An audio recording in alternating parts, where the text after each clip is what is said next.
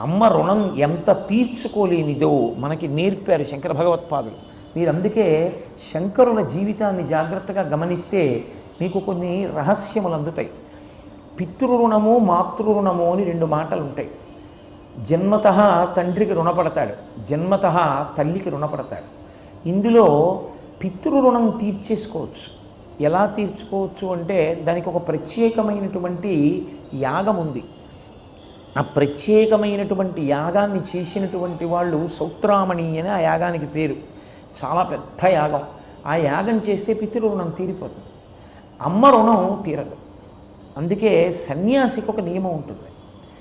సన్యాసికి అందరూ నమస్కారం చెయ్యాలి. అందరూ అన్న మాటలోకి తండ్రి కూడా వచ్చేస్తాడు. సన్యసించిన తరువాత ఆయన కూర్చుని ఉంటే తండ్రి గారు కూడా ఒకవేళ భక్తులతో పాటుగా వరుస క్రమంలో వస్తే తన తండ్రి కూడా పూర్వాశ్రమ తండ్రి అంటారు. పూర్వాశ్రమంలో తండ్రి ఇప్పుడు సన్యసించినటువంటి వ్యక్తి పాదములకు నమస్కారం చెయ్యాలి. కానీ అమ్మగారు వచ్చారనుకోండి, సన్యసించిన వారు కాదు, పీఠాధిపతులైనా సరే లేచి నిలబడి ఆదరంతో నమస్కారం చేయాలి. ఏదో ఇలా నమస్కారం కాదు, అత్యంత భక్తి శ్రద్ధలతో అత్యంత ఆదరముతో నమస్కారం చేయాలి. అందుకే అమ్మ విషయంలో మాత్రం మినహాయింపు ఇవ్వలేదు శాస్త్రం. అది సన్యాసికి కూడా ఇవ్వాల. అమ్మ అమ్మే లోకంలో, అమ్మ రుణం తీర్చుకోలేనిది. కాబట్టి సన్యసించిన వ్యక్తికైనా సరే తల్లిగారు వెళ్ళిపోయారు అని తెలిస్తే వెంటనే కట్టుబట్టతో స్నానం చేయవలసి ఉంటుంది. చంద్రశేఖరేంద్ర సరస్వతి నడిచే దేవుడు, కామకోటి పీఠాధిపత్యం వహించిన మహాపురుషుడు అపర శంకర భగవత్పాదులు.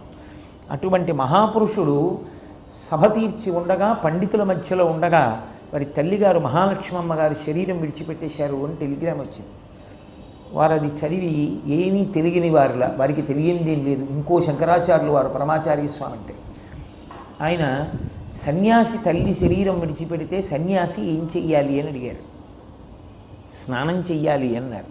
వెంటనే పీఠం దిగి వెళ్ళి ఆయన కట్టుకున్న బట్టతో స్నానం చేశారు.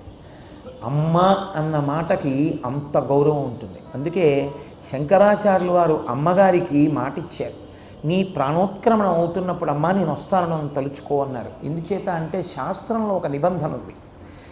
తల్లికి ఒక్కడే కొడుకై ఇక అన్నదమ్ములు లేకపోతే, అక్క చెల్లెళ్ళు లేకపోతే, తండ్రి కూడా లేకపోతే తల్లిని సురక్షితమైన స్థావరములో అనగా మిగిలిన తోబుట్టువులు ఎవరికో అప్పజెప్పి అమ్మ అనుమతి తీసుకుని తప్ప సన్యసించకూడదు.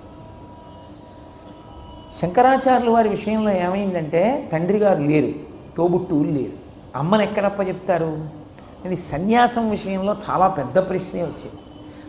సన్యసించకపోతే అవతారానికి ప్రయోజనం చెల్లదు. సన్యసిద్దామంటే అమ్మ ఒక్కతే ఉంది, ఎలా? అందుకే శంకరుల జీవితంలో దీన్ని దాటడానికి, అమ్మగారి అనుమతిని పొందడానికి ఆయన ఒక పెద్ద విశేషమే చేశారు. అసలు దీనికి ముందే ఒక ఏర్పాటు జరిగిపోయి ఉండిపోయింది కూడా. ఆయన పూర్ణానదిలో అమ్మతో స్నానానికి వెళ్ళారు. అమ్మగారు ముందు స్నానం చేశారు, చెయ్యి పట్టుకుని అమ్మని మెట్ల మీదకి పైకి ఎక్కించారు. అమ్మ మెట్టు మీద నించున్నారు. శంకరులు నదిలోకి దిగారు, స్నానం చేస్తున్నారు. ఒక మొసలు వచ్చి పట్టుకుంటే ఆయన అన్నారు, అమ్మా నన్ను మొసలి పట్టుకుందమ్మా అన్నారు. పిచ్చి తల్లి ఏం చేస్తుందండి ఆర్యాంబ? లేక లేక లేక లేక పుట్టిన కొడుకు, భర్త వెళ్ళిపోయారు. ఇప్పుడు కొడుకున నీటిలో మొసలి పట్టుకుంది, తాన వృద్ధాప్యంలో ఉంది, ఆడది ఏం చేయగలదు, రక్షించగలదు? ఆవిడికి ఏ ఆలోచన రాక ఆవిడ చాలా కంగారు పడిపోతున్నారు.